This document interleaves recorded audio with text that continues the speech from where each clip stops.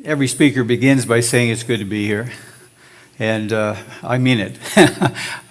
Good to be here, and I've really enjoyed taking on this particular task of reflecting on research at the University of Lethbridge over a period of time.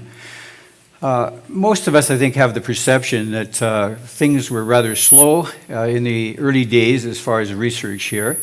When I arrived in 1975, for example, research, at least on the social science side, was hardly a premier priority.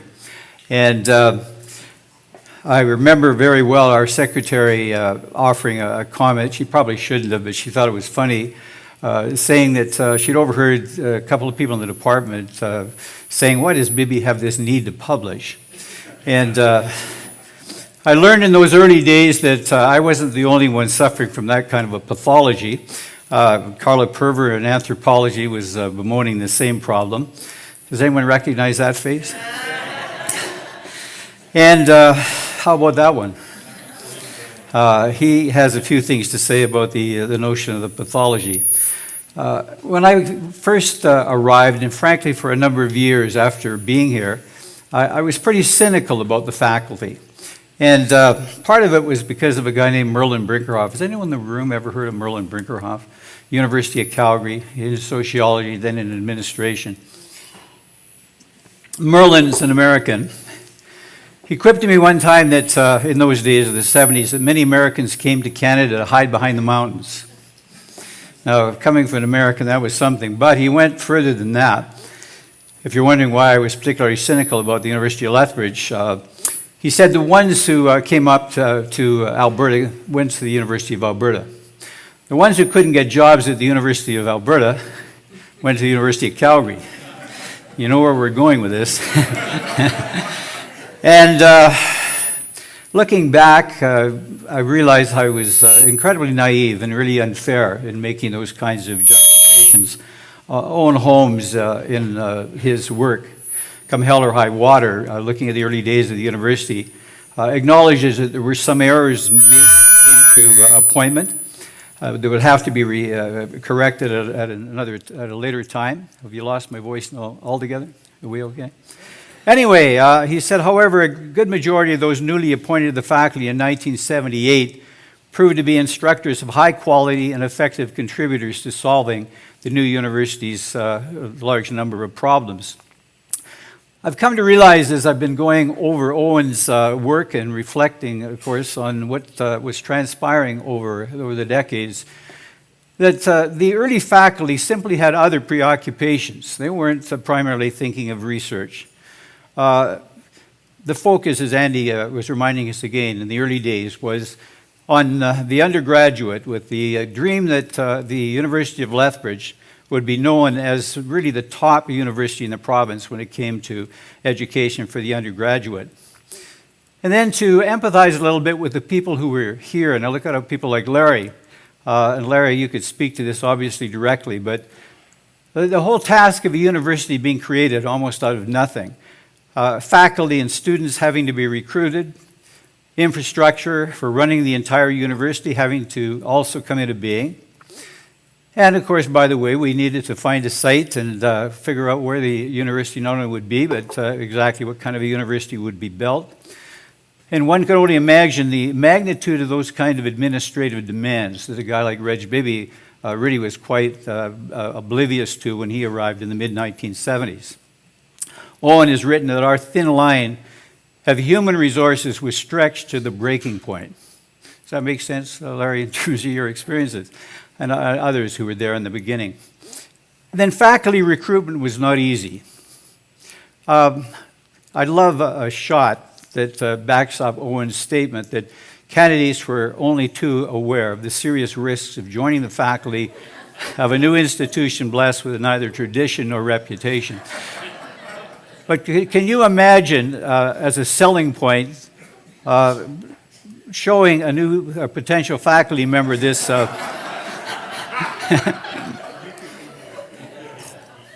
I just love that. And to say that's the site of the University of Lethbridge over there. And Owen notes that the locale was not attract to everyone, nor was the wind. And a line from his book, he says, "We used to pray that the weather would be good when candidates were visiting." Of course, the Chinook wind was an unmitigated disaster. But creating a faculty where, in terms of numbers, in 1966 there were only 40. By 1967, essentially, or part of 1967, essentially doubling. One of the things that I realized firsthand is that a number of the people who were here, beyond those who had PhDs, were people who were ABD. In sociology, for example, when I arrived in 1975, 4 of the 6 people were either working still on wrapping up their doctorates or had just completed them. So preoccupied with completing degrees, then, I'm saying. And as far as the backgrounds of people, I've always had this sense that, at least in the early days, most of the people here had come from Western Canada. And interested to see Owen documenting this, pointing out that in the beginning of those 80, about 50 had Western Canadian roots. 20 Americans that significantly, they also came from Western states. Only 2 east of Manitoba. He says a revealing index of the interest in pioneering in the West. I was at York University for 1 year before I came here, and I've never forgotten the statement of one person in the department at York. When she found out I was coming here, and I was telling her, she was a good friend, what the salary was, and it was a big jump over what I had at York. And she paused for a moment. She said, "Well, that must be the isolation pay, eh?"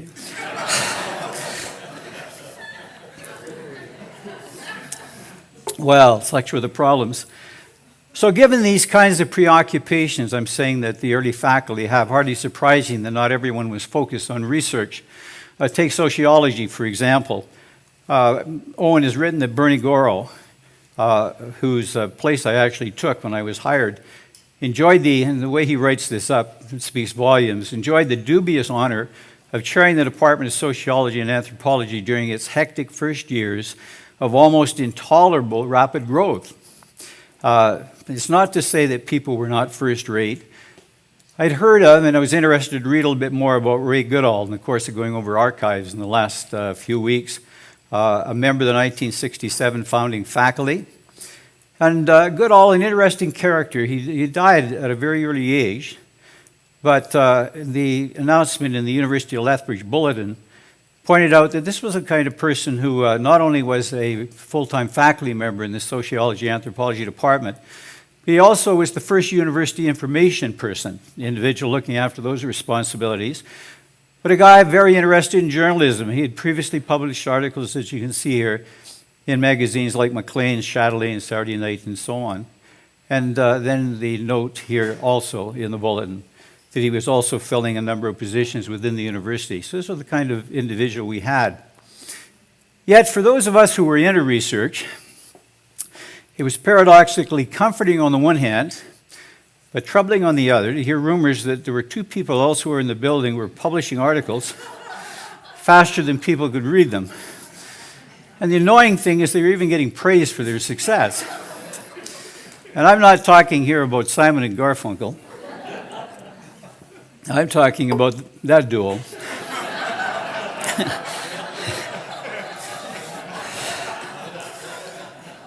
They were almost legendary to someone who was arriving in the 70s.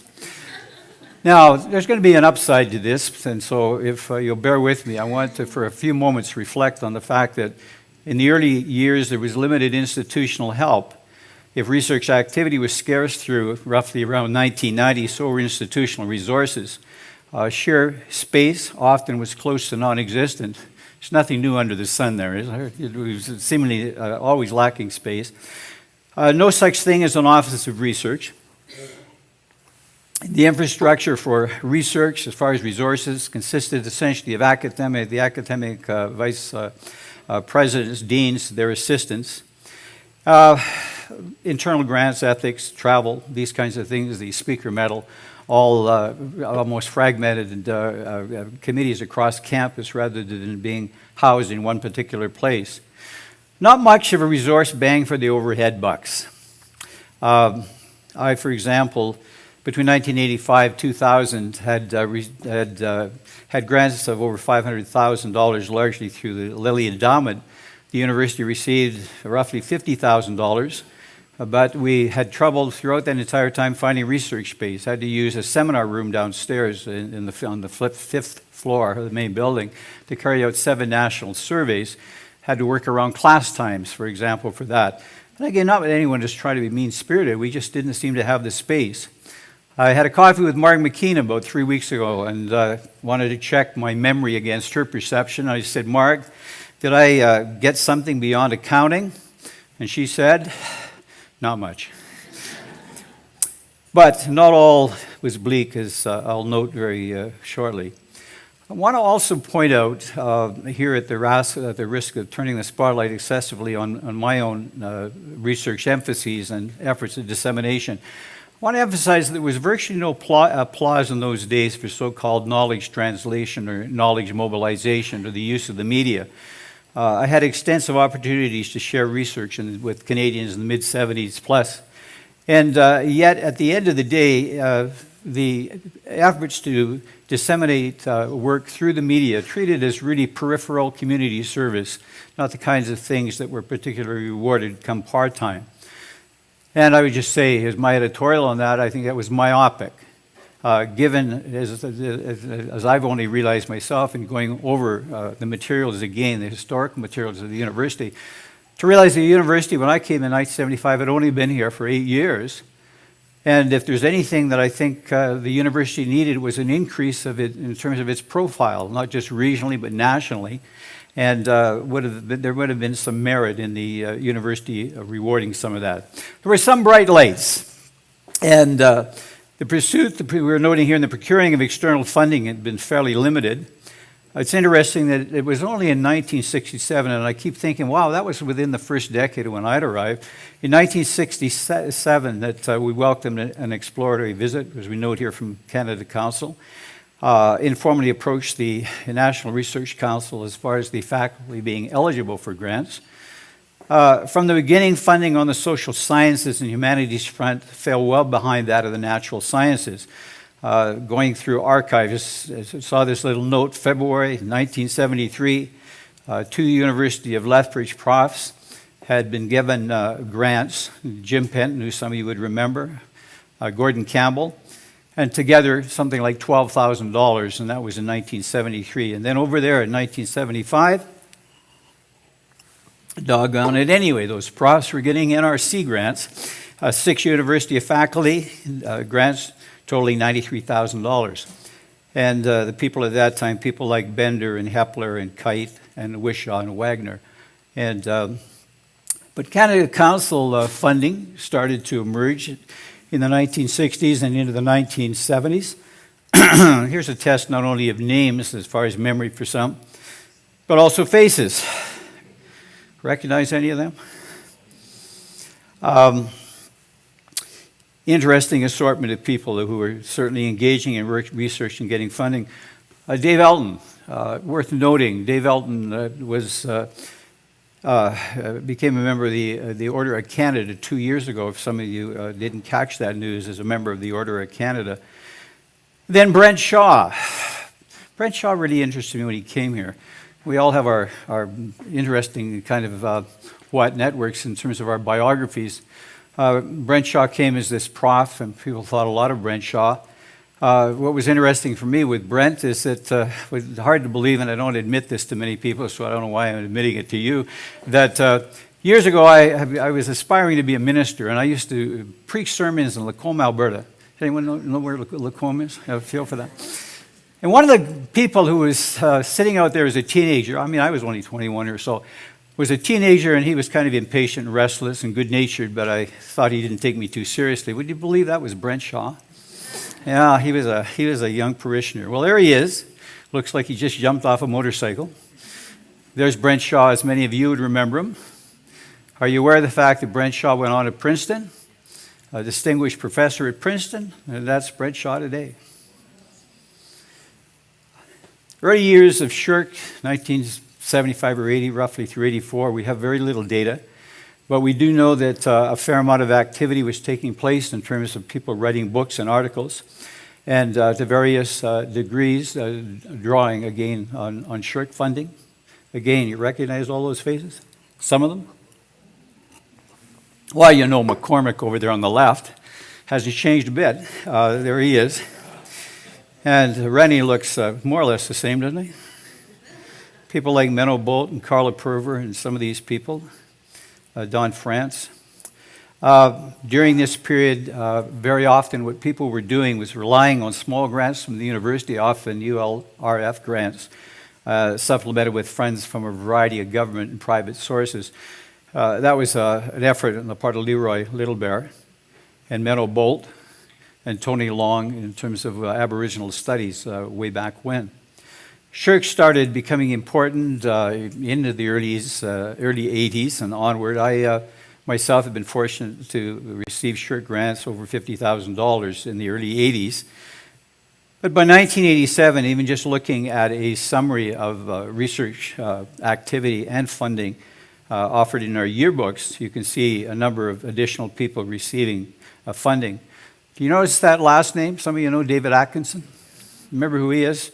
Here, that's David Atkinson. I know that's a small picture with that small screen. Do you know who David Atkinson is today? He's the president of MacEwan University. That guy, taken from the files of his time at the University of Lethbridge. A good friend of mine, and at the time he was dipping into the Shirk funds that we had available. And of course, it's Ted Hewitt, who now is the head of Shirk.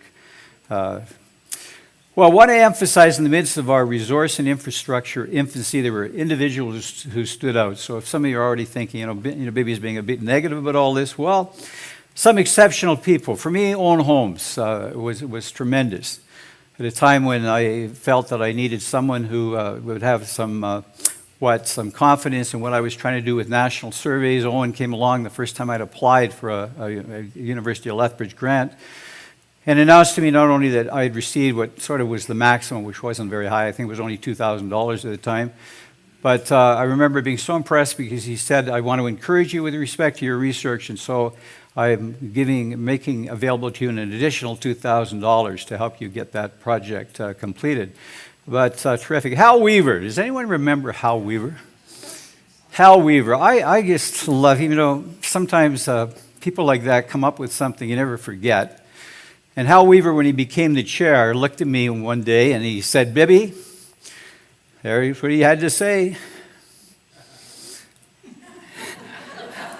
If you can't see it, he said, and he meant it. He wasn't joking. He said, I don't have much use for what you do, but I'll help you do it.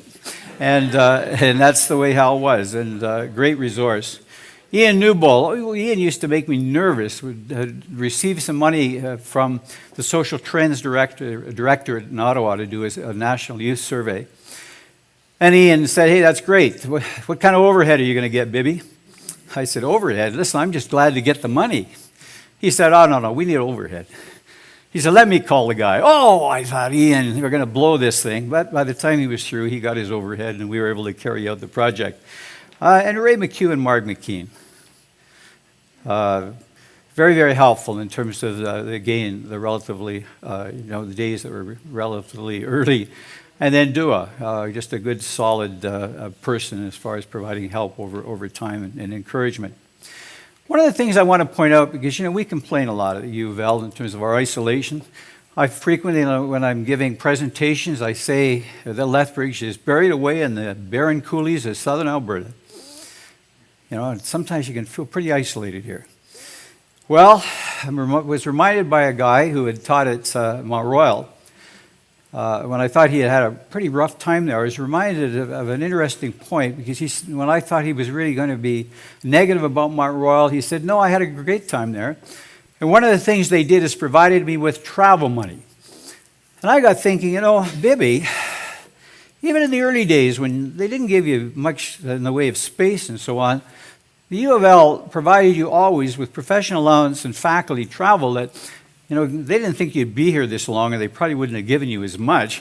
But over 40 years, I think I'm accurate when I say roughly, on average, close to $2,000 professional allowance, $1,000 travel, $3,000. I hate to tell you, Annie, but I got over $100,000 from this university as a result of those funds. And so for those of us who felt isolated out there in those barren coulees, As a result of the money we've been able to receive, we've been able to get out of here, and frankly, have had no excuse for not relating to the rest of the world. Concerning the slow start, received an email just today from Jay Allen. Jay had an interesting observation. He'd just seen the title for the talks that Brian and I are giving tonight, and he said, as far as that slow start, it wasn't as slow as a lot of people think.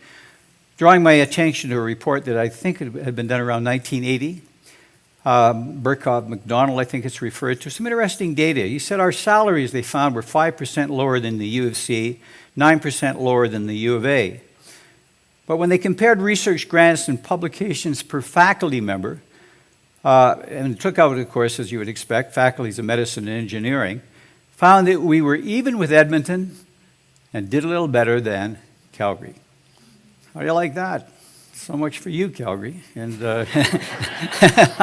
well, watch my time here. A new day at the evolution of the university. When we think of the focus, yes, the early days we were focusing on teaching, obviously now, and for some time focusing on teaching and research, reflected in the teaching loads that we've had, the emphases generally across the university. Now that sheer survival is out of the way, we've been able to focus on new dreams, things like the Destination Project. As far as faculty, no question at all that the faculty now is a very high caliber, among the best, highly motivated people. We've established board chairs, have a thriving grad school, we have important new institutes. Evolution of the research office, moving from the early days of Arnold Hanyak, where it was really just administration through the research services with Ray, and then moving on, as you know, through these various people, Dennis and his time associate VP to the VP, and then our latest VPs, and of course Erasmus today.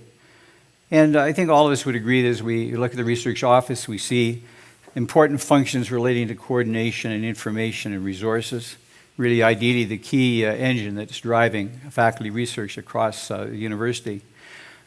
When we look specifically at SSHRC, and I'm just going to look at this very briefly, there's all kinds of data available. Hector has really been helpful in helping to, as far as pointing me to some of the data and helping with some of the analyses.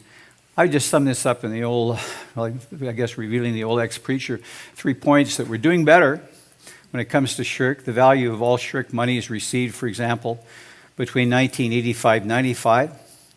That's all monies, not just we're talking about research grants. The monies have gone up in a noteworthy way, or did during that period of time. And if we're looking at research grant award averages between 1995 and 2016, we see that the trend is an upward trend. The handful of funding recipients we're noting here have grown dramatically. And there's a listing for those of you with good eyesight, but you can see a large number of people now who have been receiving SSHRC grants. And doing better than most comparable schools, if we take Maclean seriously in terms of their categories, just for the sake of analyzing the data, we look at the top 10 primarily undergraduate schools between 95 and 2016, and we look at the average SSHRC grant that they've been receiving over that period of time, grant monies. We see that Lethbridge is second only to Trent as far as the average since 1995 in the money that's been coming in. But we want to be a little careful. If we're managing to win, we got to ask ourselves, if we're talking about soccer, which most of us wouldn't identify with, but I know Andy does, are we talking about the Premier Division here? Are we talking about the First Division, or what are we talking about? Relative to these schools, not doing too badly when it comes to SSHRC funding, but are we only competing with Acadia and Bishops, etc.? So we're doing not badly, but we still have a good distance to go. And where that starts to show up is when we look not only at our SSHRC grants, but we look at, not only at the trend line, that red line pointing to things moving upward, but if we look at awards year by year, you can see that we've been bobbing and weaving. This is hardly a direct linear line headed in a positive direction. So we're varying a lot. I tried, by way, again, and this is very simplistic, preliminary kinds of analyses, tried to compare us to how we were faring relative, say, to the big biggies in Alberta, the University of Calgary, and the University of Alberta.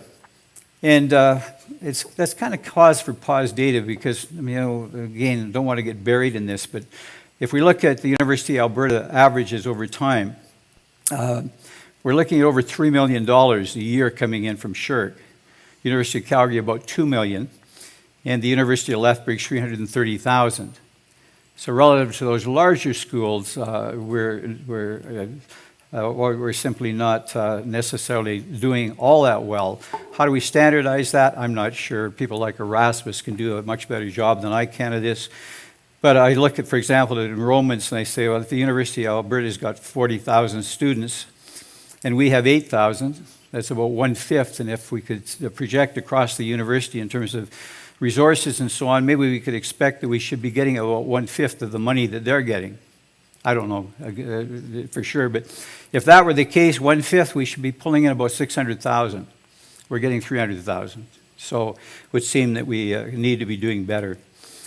The ongoing thing that certainly Brian can pick up on, when we look at the faculty, or the funding across faculty from NSERC, no comparison. Back in 1991, for example, almost 800,000, you see in that little clip, in research grant received.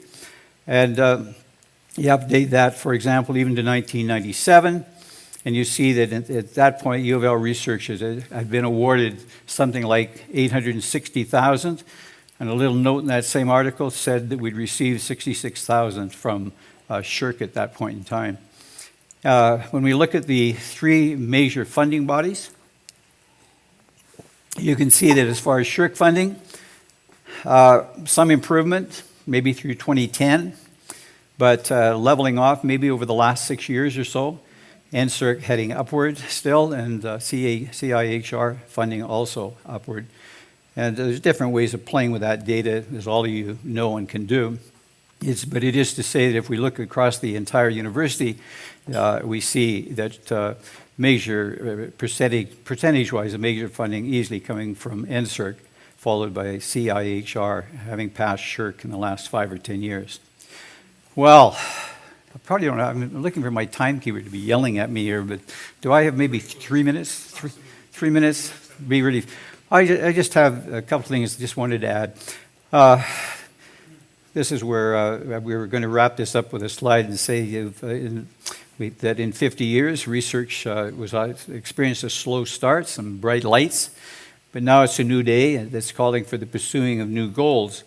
And then I had the end, and that's just playing with my audience, though, because I was going to say, actually not quite yet. But just about. 2 very quick points I wanted to throw in if I thought you could handle it time-wise.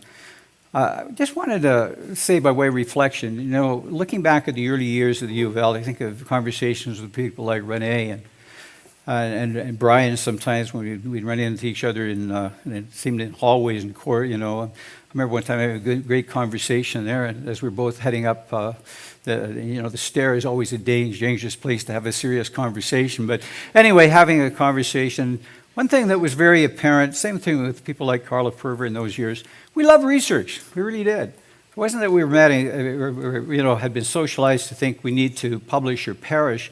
We really loved research, and because we loved research and ideas, we wanted to share what we found through publications and public appearances and so on down the line. For most of us in those days, it may sound a bit naive, but for most of us, research grants were a means to an end, and they weren't an end in themselves. These days, and it's understandable, we well aware of the pressures our university and other universities face, but these days we take a considerable pride in the grants that we receive. We could argue that the measure of individuals, of faculty, of institutions heavily depend upon the funding that we receive for research. It seems to me that we need to continue to take pride in the products of research as well. Not that we don't, I would just underline that we are not just focusing on on funding and grants as an end in themselves, but as an important means to be able to generate some important findings. So focusing on both the means and the ends of research is something that I think is very important. And to emphasize that, I would say it makes for a happy faculty, and it makes for a, look at that guy, doesn't he look happy? He just not only got a grant, but he got an award for that book that he did in sociology. Makes for a happy faculty and maybe even a happy university. Can I get sued for that distortion? I don't know. I want to also say, and this is on the heels of having reviewed an awful lot of the materials over the last few weeks, that we have an impressive collection of research alumni. They are part of our cumulative 50-year capital as a university. And it seems to me that we need to find ways to remember them and celebrate them. I think of Ray Goodall, and being this person that made a mark in the early days in sociology and anthropology. And when he died, Sam Smith paid this interesting tribute. Having said nice things about Ray, he said, we'll miss him. But I liked his poetic way of expressing some thoughts where he said, but despair is not the totally appropriate response to his death.